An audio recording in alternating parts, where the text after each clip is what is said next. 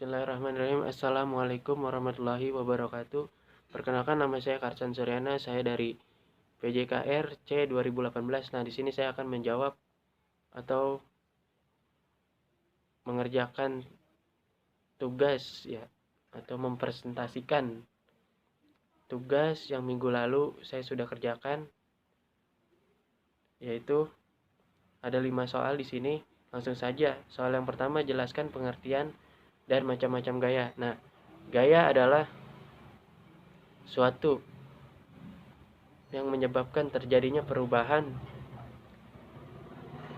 keadaan dari diam ke gerak, dari gerak ke diam, dan atau perubahan bentuk atau perubahan kecepatan. Nah, macam-macam gaya itu ada 4.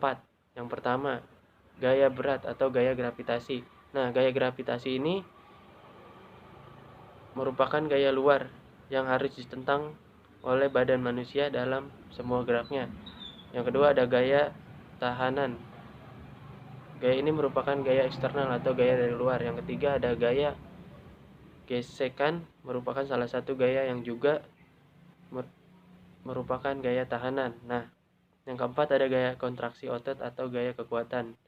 Gaya ini merupakan gaya dari dalam tubuh yang merupakan salah satu gaya yang paling penting dalam dunia olahraga. Lanjut ke pertanyaan kedua, yaitu jelaskan dan sebutkan aspek-aspek gaya. Nah, aspek-aspek gaya itu ada 3. Yang pertama, besarnya gaya. Nah, besar gaya yang dihasilkan oleh badan berbeda-beda pada tempat yang berbeda.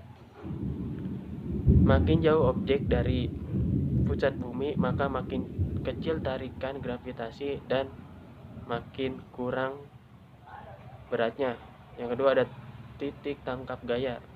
Nah, ialah di mana gaya dikenakan pada suatu objek. Yang ketiga, ada arah gaya, ialah sepanjang garis geraknya, karena gaya gravitasi menarik semua objek ke arah pusat bumi. Maka arah gravitasinya adalah vertikal ke bawah. Lanjut soal ke nomor 3, jelaskan bagaimana cara memadukannya atau memadukan gaya.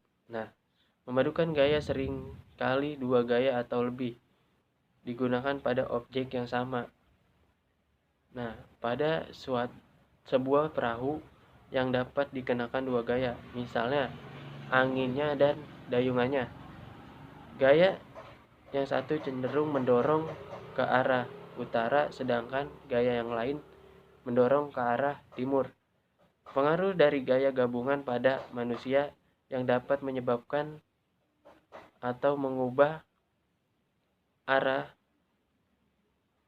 atau mengubah gerak dapat digolongkan menurut arah dan penggunaan menjadi 3, yaitu 3 jenis, yaitu linier dan konkurer dan paralel.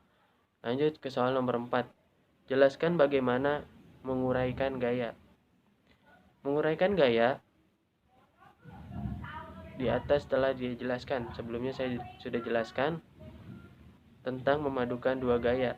Nah, jadi satu gaya yang merupakan resultan dan gaya-gaya tadi. Sebaiknya gaya dapat diuraikan, dipilah atau dipilih atau dipecah menjadi 2 buah komponen. Kedua komponen ini harus sedemikian besar dan sedemikian arahnya hingga membentuk sebuah jajar genjang. Lanjut ke soal nomor 5, sebutkan peranan gaya sentrifugal dan cabang-cabang olahraga.